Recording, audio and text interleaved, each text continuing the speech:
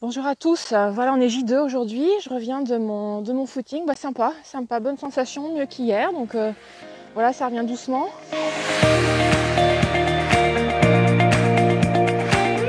Et puis du coup ce que je sens bien c'est qu'hier ça a permis un petit peu d'éliminer des toxines, donc du coup aujourd'hui plus fluide quoi globalement.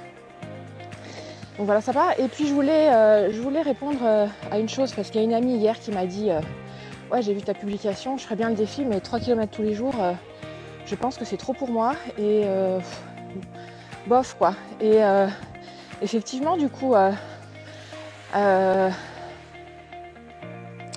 excusez-moi, je reprends mon souffle et mes idées. Le but, c'est pas de se mettre mal, hein. C'est pas de faire quelque chose qui va vous mettre mal, qui peut tirer sur le corps, qui peut être mauvais pour votre corps. Donc l'idée, c'est que vous fassiez quelque chose qui vous convient à vous et que vous trouviez votre propre objectif. Mais d'aller le faire tous les jours, donc ça peut être 1 kilomètre, ça peut ne pas être une durée, ça peut ne pas être une distance, ça peut être une durée, ça peut être je voulais aller courir 5-10 minutes. Pour ceux qui n'ont jamais fait de footing ou qui n'en ont pas fait depuis très très longtemps et qui se sentent pas super en forme, ça peut être 5-10 minutes à courir à un rythme tranquille. Et n'oubliez pas que l'objectif, c'est pas la distance, c'est pas la performance objectif. L'objectif, c'est la régularité. C'est d'aller tous les matins faire un peu de sport pour vous. Et le sport dehors, ça fait du bien. Alors aujourd'hui, j'ai fait la moitié du parcours sur le bitume. J'ai tout de suite senti la différence avec le sentier côtier d'habitude que j'emprunte, qui est en terre. J'ai voulu changer d'itinéraire. Mais effectivement, le bitume, ça tape. Donc la deuxième partie sur le chemin en terre, c'était plus sympa. Donc après, vous voyez, trouvez ce qui vous va. Voilà. D'abord, ne vous bloquez pas sur une distance, parce que c'est dommage de ne pas faire le défi parce que ça ne vous convient pas. Vous êtes complètement libre en fait de modeler à votre sauce en fait, hein, et de faire ce qui est bon pour vous. Ça peut être marcher, peut-être que courir, ça ne vous emballe pas, ou vous dites je ne vais pas tenir. Comme je disais à Audrey et Sandrine hier, vous pouvez d'abord mixer les deux. Vous pouvez faire 2 minutes à trottiner, 2 minutes à marcher, 2 minutes à trottiner, 2 minutes à marcher pendant 10 minutes. Et ça c'est super, c'est comme ça que j'ai repris le footing il y a 2-3 mois là. Et ensuite ça peut être marcher. Voilà, vous allez marcher une demi-heure, vous allez marcher un quart d'heure ou 20 minutes, vous voyez. Ne vous bloquez pas sur un objectif qui vous semble trop difficile ou qui va vous mettre mal. Non, le but c'est de se faire du bien. Le but, vous voyez, c'est de revenir de la séance en étant content de vous, hyper en forme, d'aller prendre une bonne douche froide, comme j'ai fait hier, et de vous sentir avec la patate pour la journée, quoi. Voilà. Et puis surtout fier de vous, c'est ça le but, hein, c'est d'être fier de soi. Voilà, je vous souhaite une très très belle journée et je vous dis à demain, bye bye. Oui, je reviens vers vous parce que du coup j'ai pensé à quelque chose là en me douchant, vous voyez, je sais pas si vous voyez, là j'ai des grosses cernes. Hier je suis tombée sur une super série, du coup je me suis laissée happer et voilà, je me suis couchée très tard. Donc j'étais pas très lucide tout à l'heure là après le footing, et voilà ce que je voulais vous dire, c'est que par rapport au fait de se dire ouais 3 km c'est trop, etc. Vous pouvez le faire, peut-être pas 3 km, mais vous pouvez faire 1 km. Vous pouvez faire 1 km tous les jours, ou vous pouvez faire 10 minutes de footing tous les jours, et faites-le, ne laissez pas cette petite voix vous détourner de votre bonne intention.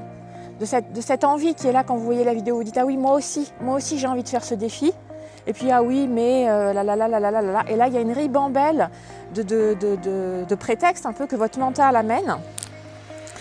Et qu'est-ce que c'est ce mental? C'est votre auto-saboteur. Et on en parlait avec François justement hier, qui me disait mais j'aimerais bien savoir identifier mon auto-saboteur, j'aimerais bien savoir comment le dépasser et à quoi on le reconnaît et où est-ce qu'il se manifeste. Eh bien, vous voyez, votre auto-saboteur, il se manifeste à plusieurs endroits et notamment à celui-là, c'est-à-dire quand vous avez une bonne résolution, vous avez envie de quelque chose, vous dites ah oui j'aimerais bien, mais tac, tous les mais, ça c'est l'auto-saboteur. C'est votre auto-saboteur qui parle et qui essaye de vous détourner. Pourquoi? Parce que ça lui fait peur. L'auto-saboteur, il tente de vous protéger. Donc du coup, l'équilibre que vous avez trouvé aujourd'hui, c'est une protection face à des peurs, face à des anxiétés, etc. Et donc du coup, chaque fois que votre élan vital, votre envie de faire des choses sympas se réveille, tout de suite il a peur parce que ça va vous sortir de vos schémas familiers, et du coup il a peur que vous reviviez des choses douloureuses comme ça peut être le cas dans le passé par exemple. Donc du coup, il va essayer de vous freiner. Voilà. Donc du coup, il trouve plein de prétextes pour que surtout vous ne bougiez pas et que surtout vous n'alliez pas faire ce qui vous fait envie. Donc ça, c'est le premier endroit où se manifeste l'auto-saboteur. Après, l'auto-saboteur, mais c'est pas facile de s'en rendre compte parce qu'on a toujours l'impression que nos mais ils sont justifiés. Donc tout seul, c'est très difficile à travailler. Le deuxième endroit où on peut davantage se rendre compte qu'on a un auto-saboteur tout seul, c'est quand vous avez du mal à profiter des bonnes choses qui vous arrivent. Je ne sais pas si ça vous est déjà arrivé. C'est-à-dire par exemple, il y a une bonne nouvelle, il y a quelque chose de sympa qui vous arrive et il peut y avoir deux façons dont l'auto-saboteur se manifeste. Soit il y a une merde qui vous... Excusez-moi, mais bon, c'est le terme. Il y a une merde qui vous arrive et qui vient détruire ce bon moment. Par exemple, quand j'étais étudiante, j'avais présenté le DEA, enfin un dossier, vous voyez, pour entrer en DEA, ma candidature. Et au moment où je découvre, le jour où je découvre sur l'affichage au tableau à la fac que je suis reçue en DEA, génial, formidable, je suis hyper contente. Je rentre chez moi en voiture et inconsciemment, enfin mon inconscient voilà, marche, je me gare sur un bateau, vous savez, les trottoirs, bref, une sortie de garage. Voilà. Et du coup, le lendemain, ma voiture était à la fourrière. Voilà, ça c'est un auto-saboteur. C'est-à-dire, la bonne nouvelle est immédiatement détruite, enfin est immédiatement éteinte par un gros problème qui vous arrive, enfin un gros problème. Vous voyez, une grosse contrariété, voilà. Donc voilà, ça c'est une manifestation d'auto-saboteur. Mais ça peut être aussi que vous n'arrivez pas à savourer vos victoires. Vous faites des choses pour vous, vous faites des bonnes choses pour vous, et vous n'arrivez pas à être fier de vous, vous n'arrivez pas à être content de vous. Vous avez du mal à compléter des phrases qui disent je suis content de moi quand, j'ai réussi à, je suis fier de moi, j'aime quand je fais ça. Vous voyez, vous avez du mal à être fier de vous. Bah ça, vous avez du mal à être joyeux, vous avez du mal à être enthousiaste, vous avez plutôt des émotions neutres ou négatives. Bah ça, c'est une manifestation d'auto-saboteur aussi. Vous voyez.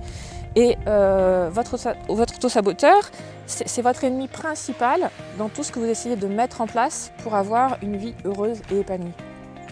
Et ça, c'est important de le repérer pour le contrer. Je vous expliquerai dans une autre vidéo comment on peut le contrer. Mais déjà, apprenez à le repérer et à prendre du recul en vous disant tiens, mais qu'est-ce qui se passe ? Est-ce que j'arrive vraiment à prendre le bon qui est là ? Est-ce que je m'autorise à être heureux ? Est-ce que je m'autorise à réaliser mes rêves ? Est-ce que je m'autorise à tenir mes résolutions et à être fière de moi ? Voilà, c'est très important. Donc si vous regardez ce défi en vous disant « moi aussi, j'ai envie d'aller courir 30 jours consécutifs, éliminez tous les prétextes, allez-y, quitte à aller courir 5 minutes tous les jours, c'est pas grave. Imaginez que vous allez courir 5 minutes tous les jours pendant 30 jours, est-ce que vous serez content de vous ? Oui. Oui. Est-ce que ça vous aura fait du bien ? Oui. Est-ce que vous aurez peut-être envie de faire 10 minutes la fois d'après ? Oui. Voilà. Donc vous voyez, vous enclenchez un engrenage positif. Donc ne laissez pas votre auto-saboteur vous détourner de vos bonnes intentions. Très très belle journée à vous. Bye bye.